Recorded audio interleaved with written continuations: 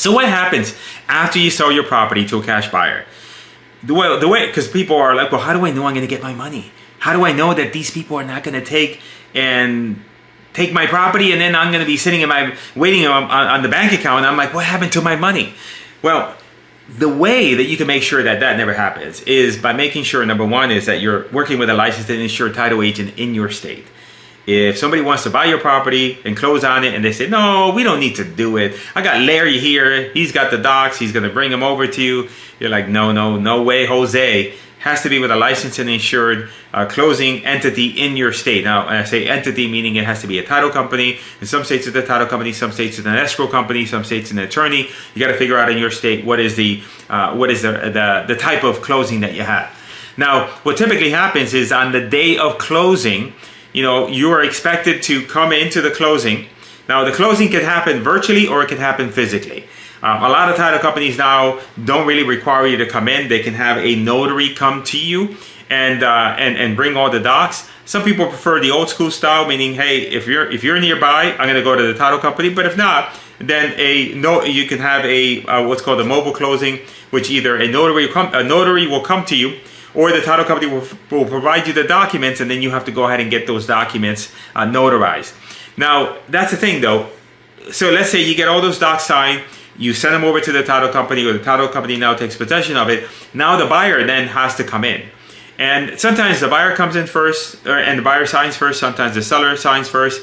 It happens all in the same day, typically. But, title company is in the middle, and they're collecting both from the buyer and the seller all their required documents and putting those together into a complete closing package. And once they have that closing package is then when they will disperse the funds. Now, at the time of closing, you as a seller are required, typically you're going to be expected to be out of the property. So then that means that if you do need to be in the property for any sort of time after the closing, then you need to be able to negotiate that and or also agree to that upfront with whoever's buying the property. Typically, you want to do that before you sign the contract so everybody's on the same page and they know the deal that, hey, we're going to close, you're going to get your money, and then you're going to move out after the fact. And then when you do close, you're expected to provide all keys and access to the property.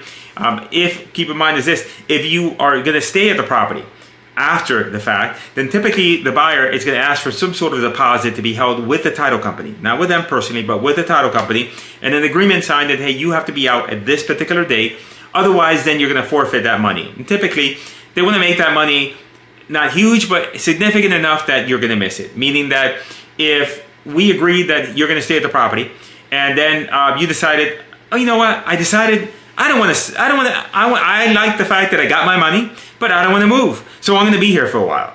And let's say that the deposit was only $10. Well, there's really not that much of a motivation for you to get out on the required time. Why? Because it's only $10, big deal.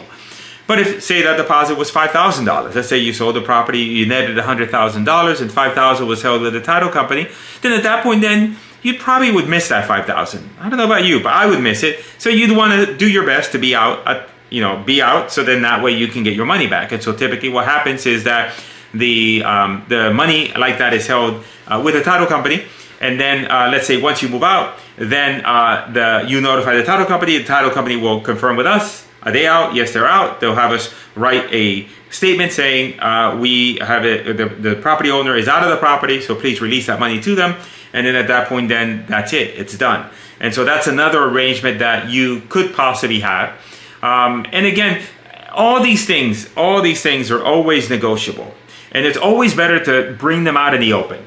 And what happens is a lot of times some other buyers don't really cover that up front.